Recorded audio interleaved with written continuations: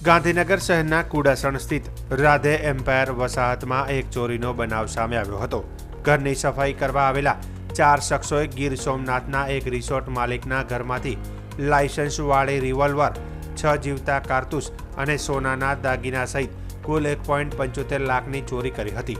સમગ્ર ઘટના મામલે ગુનો નોંધાતા ઇન્ફોસિટી પોલીસે ગેંગના મુખ્ય સૂત્રધારને દબોચી લઈ વધુ કાર્યવાહી હાથ ધરી છે। દિવાળીના કામ નિમિત્તે આવેલા 4 વ્યક્તિઓએ જસુબેનના ઘરે 1,75,000 જેમાં એક રિવોલ્વર અને 6 કારતૂસની ચોરી કરેલી હતી।